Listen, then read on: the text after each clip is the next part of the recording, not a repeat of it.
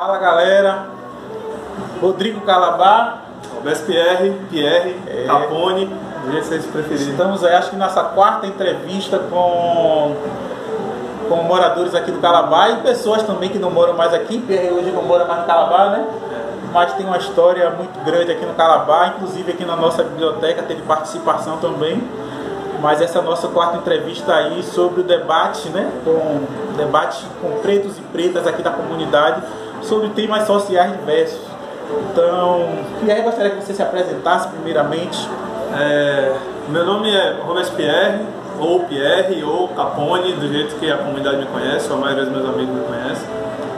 Eu sou da área de computação, sou formado em sistema de informação na graduação, tenho pós-graduação em rede de computadores, tenho mestrado em ciência da computação pela UFBA e hoje estou na reta final do meu doutorado em ciência da computação também na UFBA. Além disso, né, além da vida acadêmica e a vida profissional, eu sou um dos líderes de um grupo, de um projeto social que ensina e resgata uma série de jovens, né, dentro do contexto periférico de Salvador, principalmente aqui próximo ao Calabá, Roça da Sabina, Alto das Pombas, Garcia. A gente tem uma série de alunos que vão para a praia do Barra Vento aprender a surfar de bodyboard, que é o esporte que eu pratico e amo de paixão. Então, Pierre, estou vendo que você está com a camisa do Malcolm X. Malcolm X, é isso aí.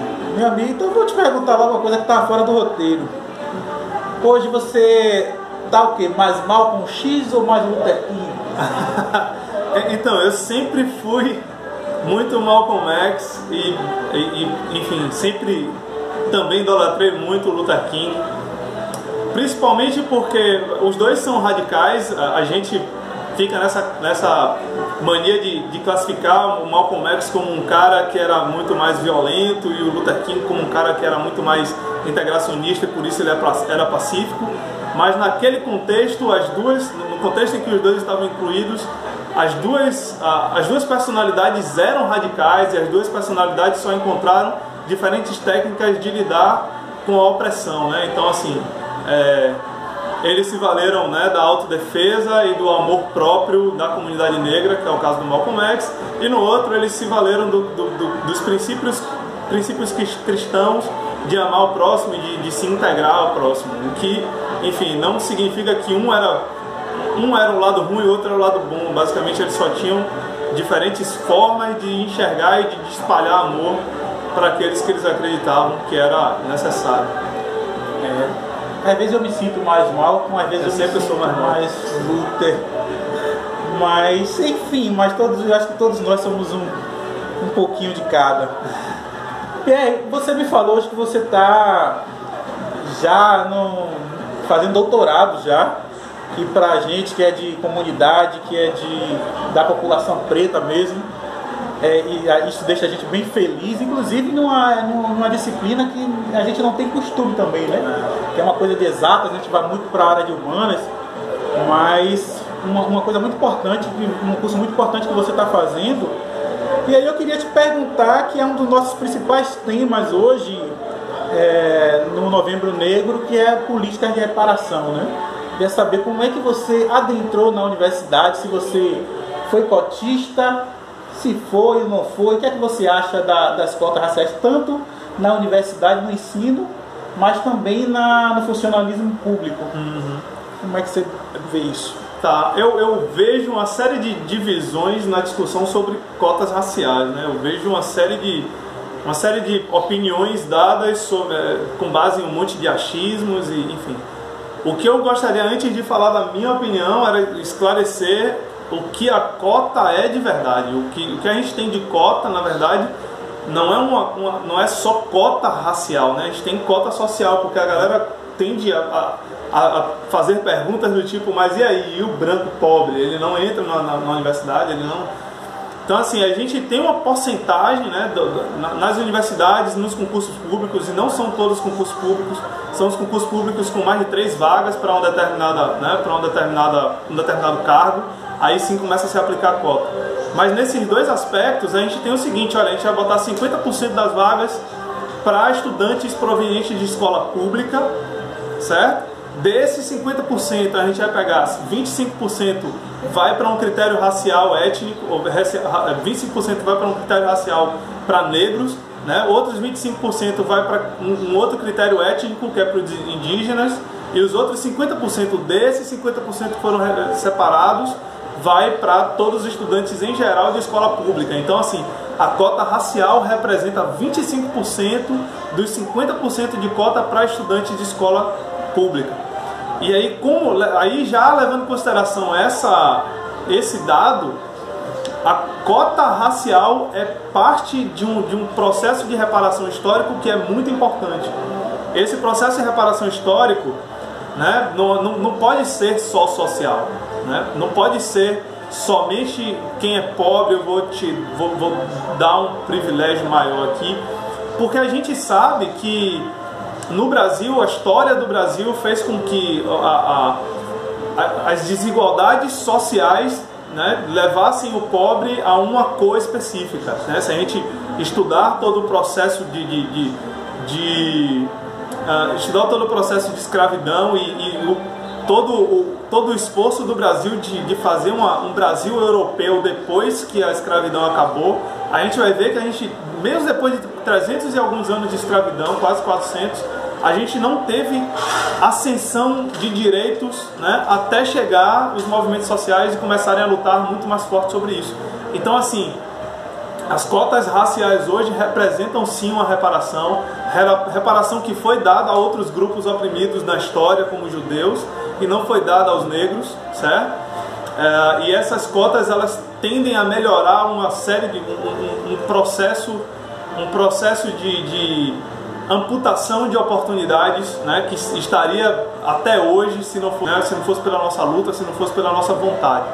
Então, assim, eu ingressei na universidade não como um cotista, mas sim como um beneficiário do programa Universidade para Todos, que é o ProUni. Eu fui bolsista integral do ProUni, tive uma boa nota no Enem e consegui fazer esse tipo de coisa. Essa bolsa integral no ProUni, ela foi uma coisa muito importante, porque, assim, deu possibilidade para pessoas pobres ou extremamente pobres a entrar na universidade pública ou na universidade particular, né, caso a universidade pública não fosse uma coisa factível na época. A partir dessa oportunidade, eu, enfim, consegui galgar o meu caminho dentro do mundo acadêmico até conseguir chegar no doutorado hoje, né? E eu acho que, enfim, as cotas raciais, elas merecem um pouco mais de atenção, uma atenção um pouco mais técnica, ao invés de uma discussão enviesada por achismos, enviesadas não por fatos, mas por aquilo que a gente acredita, essa fé, essa coisa que a gente acredita, sendo guiada por uma série de opiniões não fundamentadas de outras pessoas. Eu acho que a gente precisa criar nossa opinião com base em alguma leitura. Cara, os principais argumentos que contra o pessoal contra a cota é que dizem que é um tipo de racismo reverso, né? Você favorece a população negra por conta dessas cotas, e assim você não leva em consideração o mérito, né, da pessoa que ela se esforça tanto para chegar. Então é uma negação, né, de tudo o que você falou, né, dessa questão histórica da escravidão, da pós-escravidão, a negação da educação, da moradia, de tudo que o negro passa. Existe uma negação enorme assim, e muitos nossos compram esse tipo de conversa dessa negação, né? Mas a meritocracia, como é que você enxerga essa questão da meritocracia? Eu acho que a ideia de meritocracia falha quando a gente fala de ponto de partida. Se os pontos de partida não são idênticos, né, não importa o mérito, aquele que começou na frente, basicamente, quase sempre vai sair ganhando. Então, assim, qual é o ponto de partida em termos educacionais, né, para justificar a cota, por exemplo?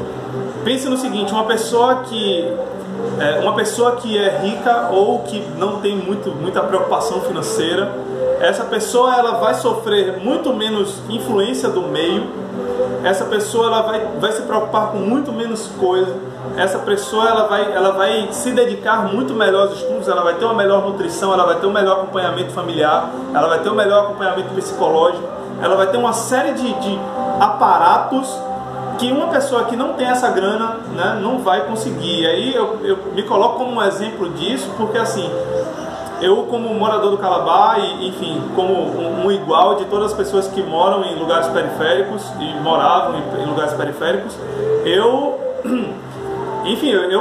vivi um tempo de violência, né? Eu vivi um tempo em que a violência estava muito próxima de mim, assim como as outras pessoas, né? As outras pessoas ao meu redor.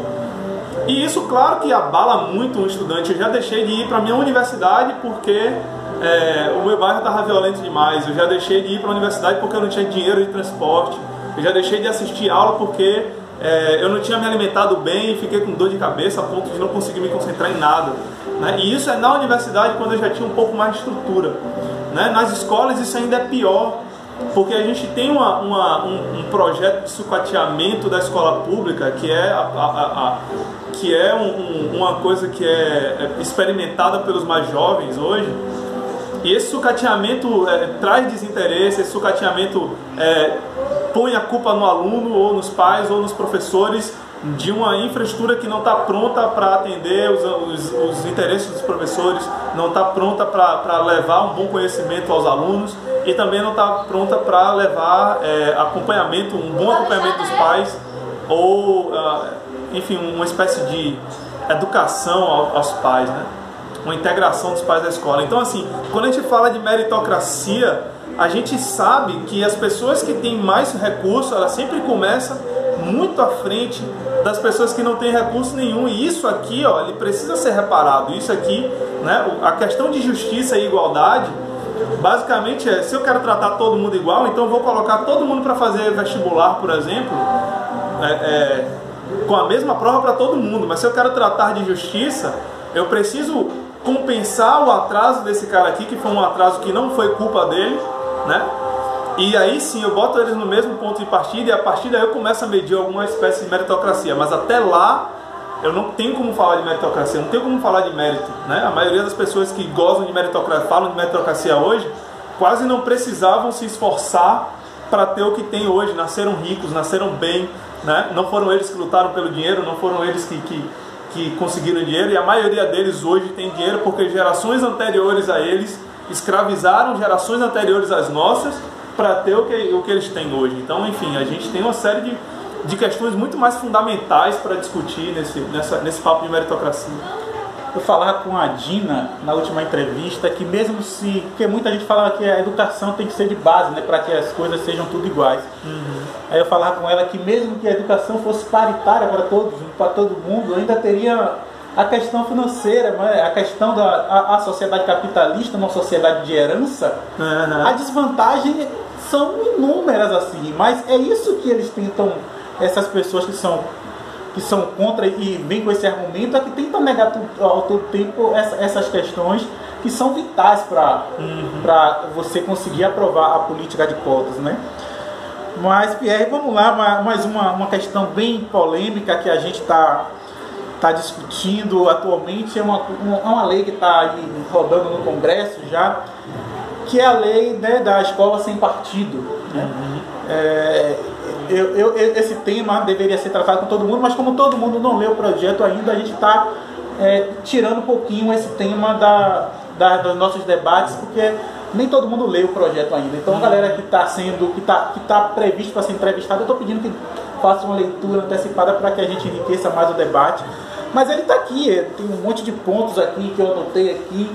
A gente não vai dar para esgotar ele, senão vai ficar uma hora aqui, mas os principais pontos assim do Escola Sem Partido que você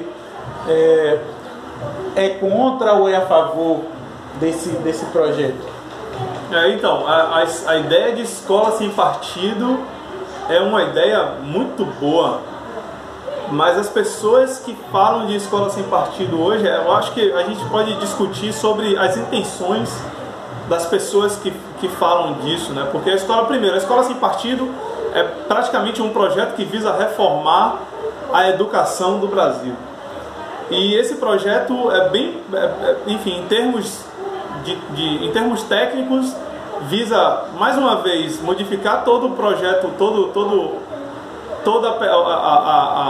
o projeto pedagógico do Brasil sem consultar os professores.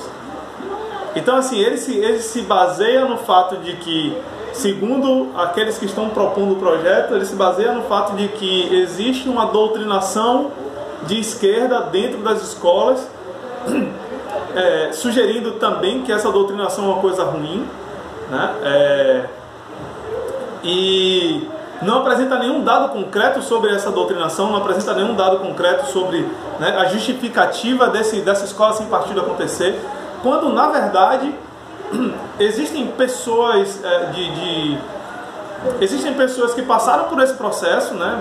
Existem pessoas que ouviram esses professores, né, esses ditos professores que fizeram esse tipo de viés ideológico, e ainda assim tiveram, né, cresceram com ideais de direita, né? Enfim, acho que não é uma coisa palpável, não é uma realidade que eles estão tentando retratar, principalmente que os professores eles seguem um projeto pedagógico que é aprovado, né, por diversos técnicos e pedagogos dentro, né, de uma esfera federal. Então, eu acho que essa ideia de escola sem partido, ela é falha quando o proponente ele pensa em colocar ideais liberais dentro da escola e ideais cristãos dentro da escola. E essa ideia de escola sem partido também falha, porque assim, a gente tenta colocar na escola um outro viés. A ideia da escola sem partido é vamos tirar a esquerda da escola e vamos falar de direita. Mas, enfim, se a gente quiser mesmo fazer uma tal de escola sem partido, o que é que a gente precisa fazer? A gente precisa mostrar sempre os dois lados da moeda. Então vamos ter disciplinas, vamos voltar a disciplinas sobre política, vamos falar de esquerda, vamos falar de direita, vamos falar dos poderes políticos, vamos falar de novo sobre os papéis de cada político e o que é que a gente pode esperar de cada candidato.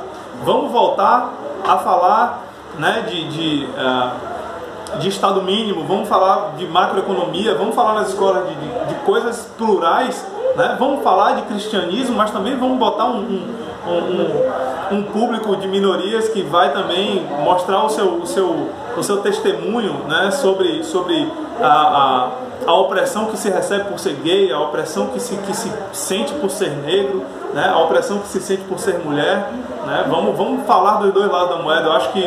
Eu acho que você pautar o que a escola deve falar e o que a escola deve passar para a criança a partir do que o pai e a mãe dessa criança acreditam, não é a melhor forma de fazer uma criança progressista, uma criança que consiga de forma crítica escolher o que é melhor para o que está ao redor dela, o que é melhor para ela. Eu acho que, enfim, escola sem partido, ela falha nesses aspectos. Existe a necessidade de ter uma discussão um pouco mais ampla sobre esse negócio.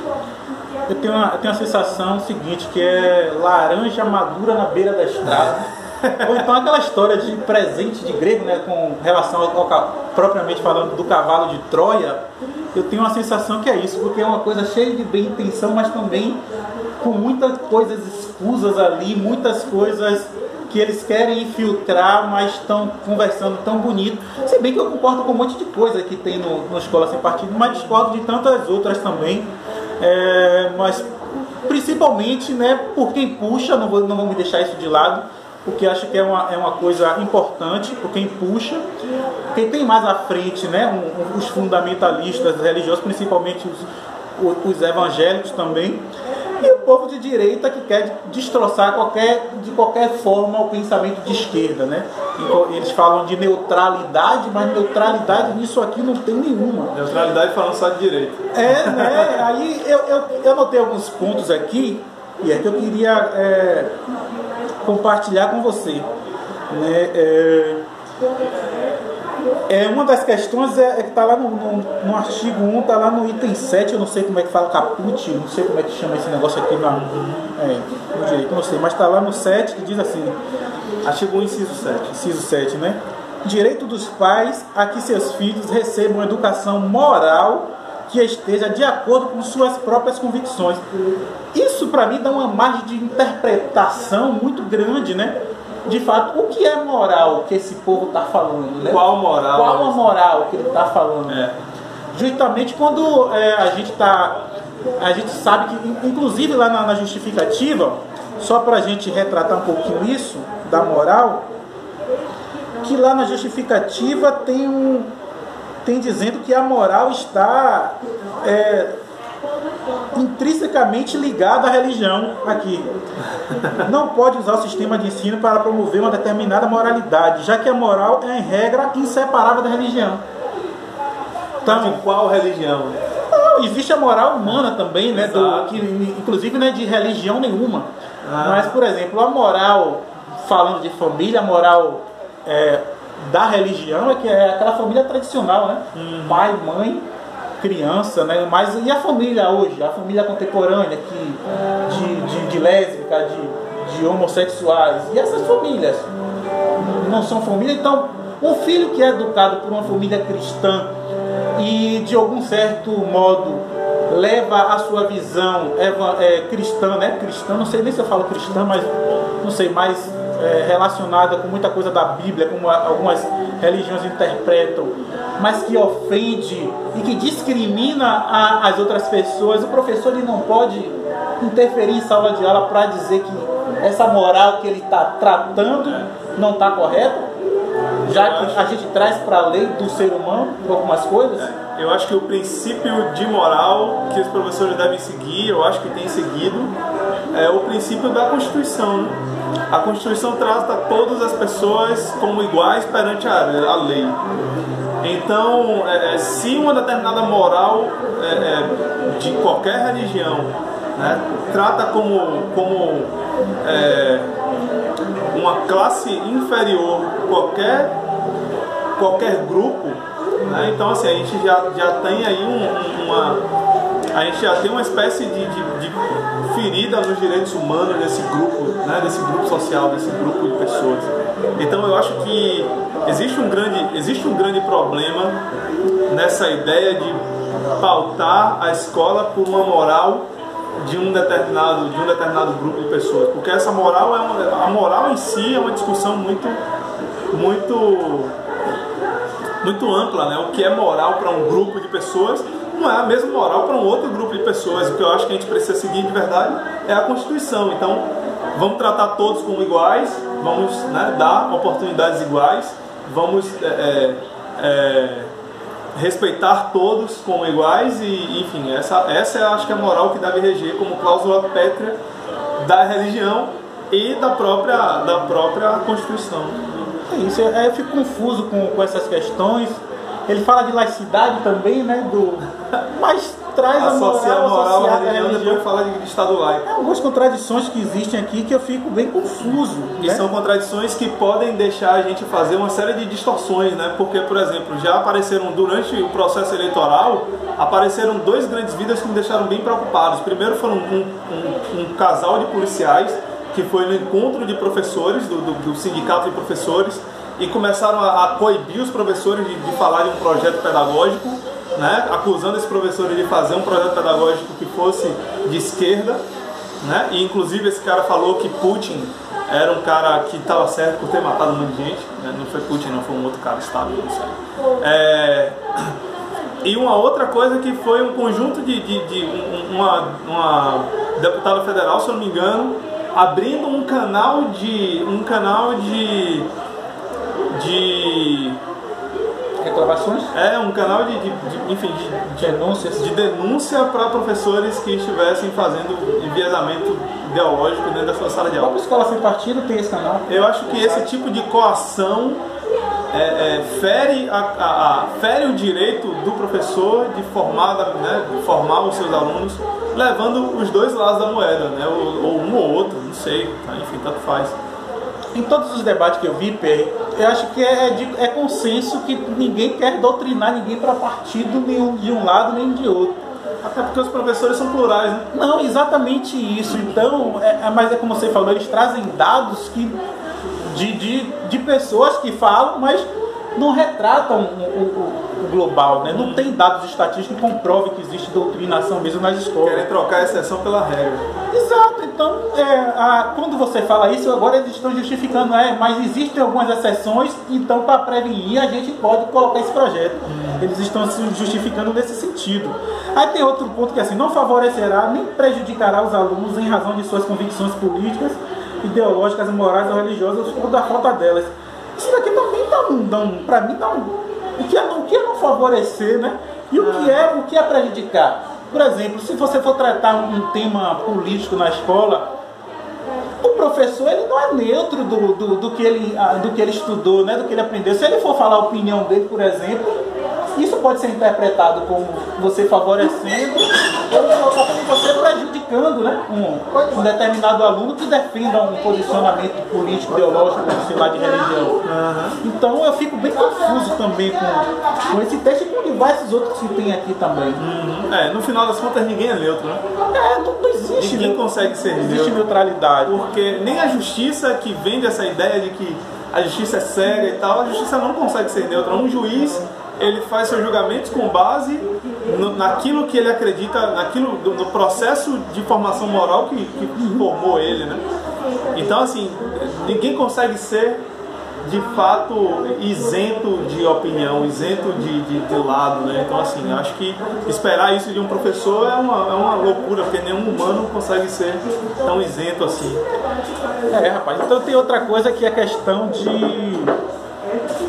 da grade curricular, né? Que os professores aprendem, que estão questionando muito isso, né? Os livros didáticos e tal, que é uma coisa que eu concordo muito, mas outras eu fico preocupado. Hoje acusam muito que os livros didáticos trazem muita visão da marxista, da visão de Paulo Freireana, né? Que estão criticando, estão demonizando Paulo Freire de um jeito que é inacreditável, mas que queriam também que trouxessem outros autores mais voltados para a direita, que os livros não estão trazendo. Eu não conheço de fato os livros, como é que eles estão sendo tratados, então não sei opinar sobre isso. Mas eu concordo com essa linha de pensamento, você tem que ver os dois lados da visão.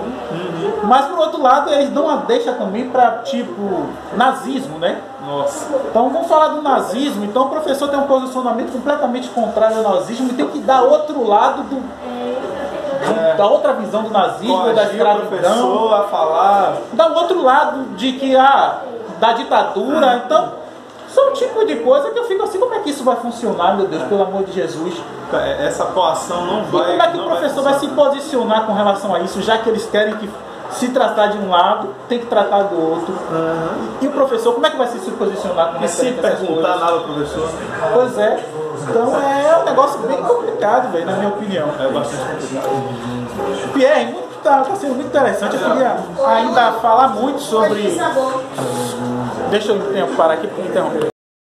Bom, como aconteceu com o Ico, a gente também teve uma pequena interrupção aqui, porque a gente está na biblioteca e a biblioteca entra a gente o tempo todo, então é compreensível essas coisas.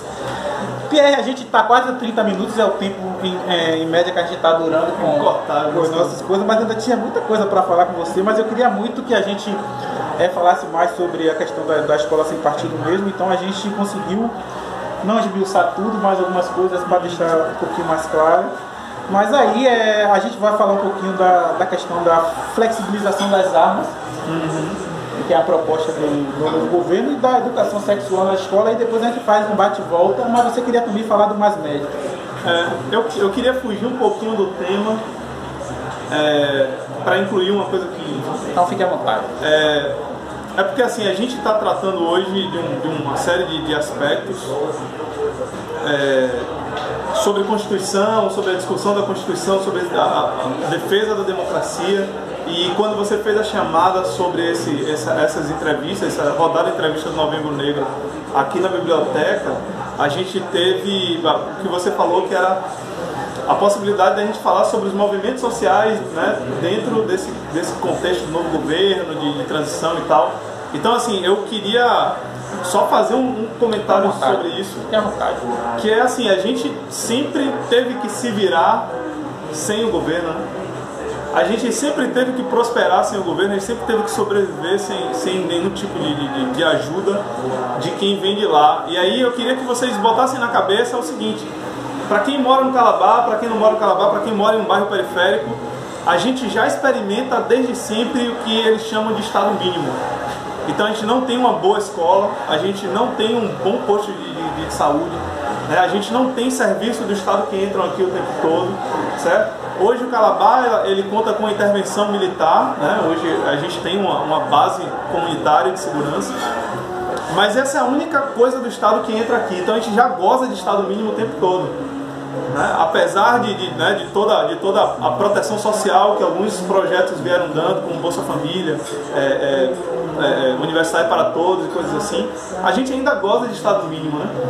E quando a gente se revolta com pessoas que vendem o projeto de Estado mínimo, é porque a gente sabe o quanto isso é ruim, né? Quem mora na favela sabe que o Estado só entra com a violência, então o Estado mata pela ausência, ou seja, ele não entra aqui o tempo todo para dar uma boa educação, para dar uma boa saúde, para dar oportunidade de emprego, e ele só vem aqui para fazer o extermínio, o que a gente chama o que a gente chama de genocídio, né? Principalmente genocídio da comunidade negra, e o que a gente chama também de amblose, né? Como é que a gente pode chamar amblose? Interrupção da gravidez, aborto, né? Enfim, a gente chama de aborto tardio. Então, assim, eu queria só deixar um comentário sobre isso, que era o fato de que tanto Luther King quanto Malcolm X, eles concordavam em uma coisa, que é o seguinte: olha, quando as leis não nos favorecem, a desobediência civil é a única coisa que nos resta. E o que é essa desobediência civil? Eu trouxe aqui um livro que é o seguinte, ó, esse livro ele fala basicamente de todas as leis que regiam a província da Bahia, né, no período pré-abolição. Então, um pouquinho antes da abolição ser consolidada, essas leis falavam coisas sobre os filhos de escravos não podiam entrar na escola pública, os escravos não podiam se aglomerar em um lugar para fazer festa, a gente não podia fazer nenhum tipo de manifestação cultural na rua, como capoeira, como candomblé, coisas assim, como manifestações religiosas. Então, assim, há muito tempo a gente tem uma série de leis que não nos favorecem. E aí, qual é a desobediência civil que a gente precisa fazer sobre isso? É simples. Todo mundo que se diz conservador, como os políticos que se dizem conservadores, eles têm interesse em manter o status quo. Eles têm interesse em manter quem é pobre, pobre, quem é rico, rico, ou até mais, enriquecer mais quem é rico. Então eu acho que desobediência civil, para a gente que nasceu na condição em que a gente nasceu, é basicamente tentar fugir desse processo, né? Tentar se educar, tentar enriquecer a sua capacidade profissional, a sua capacidade de ver o mundo, né? Enfim, pensar um pouco mais fora da caixa e procurar entender o que é que está sendo vendido como projeto para o Brasil, independente do partido político. Então eu acho que a gente precisa ser um pouco mais desobediente, a gente precisa seguir um pouco mais essas ideias de crescimento pessoal e crescimento como comunidade, né? Porque assim, eu vejo os pobres, os negros, a favela um pouco desunida. A favela é plural, tem vários pensamentos diferentes, cada favelado é um mundo, como diz Mano Brown, dos Racionais. Mas no final das contas a gente precisa se enxergar como um povo, como os ricos se enxergam como um povo. Então eles têm um discurso muito homogêneo e a gente não tem um discurso homogêneo, né? Apesar deles terem divergências entre si, eles têm discurso homogêneo e a gente não. Eu acho que, enfim, a ideia de trazer a discussão sobre movimentos sociais dentro do Novembro Negro aqui na biblioteca, né, traz essa necessidade de discutir sobre desobediência civil. Então, desculpa aí por... Não, mas aí suscitou uma coisa que foi bastante importante nos debates antes de eleger o coisa lá, que tem um colega nosso aqui, que inclusive é negro, e ele falava, quando alguém citou sobre a ditadura, e ele falou que contra a lei deveria pagar mesmo, né? Porque o pessoal que era contra a lei durante a ditadura deveria pagar mesmo. E é um cara negro daqui do Calabar. E eu fiquei imaginando os negros, né, revoltosos que fugiam para os quilombos, que faziam essas revoltas, que eles deveriam pagar também, porque era contra a lei, né? Então, a mesma coisa, muita coisa que aconteceu nos Estados Unidos, né, que revolta, eram leis, eram desobedientes civis. Então eu fico pensando assim, porra, então de fato, se não fossem os movimentos sociais, eu acho que movimentos sociais, desde a época da escravidão, a gente estaria ainda sendo chibateados. Mas então, a lei por si só nos favorece? Não favorece, né? Porque assim, se a gente para pensar, uma pessoa que foi presa com uma quantidade de qualquer droga, né, na pituba, essa pessoa vai ser tratada pela imprensa como um jovem, né, que foi preso com droga, e essa pessoa vai ser solta rapidinho porque ela vai ter alguém para pagar a fiança e a justiça vai operar a favor dessa pessoa, né? Agora, uma pessoa que foi presa com o mesmo porte de droga, com a mesma porção de droga na mão, essa pessoa ela vai ser, dentro de uma favela, principalmente se ela for negra, ela vai ser tratada como o mal do mundo. Ela vai ser tratada como, né, primeiro ela vai ser humilhada em jornais policiais como Bocão e coisas assim.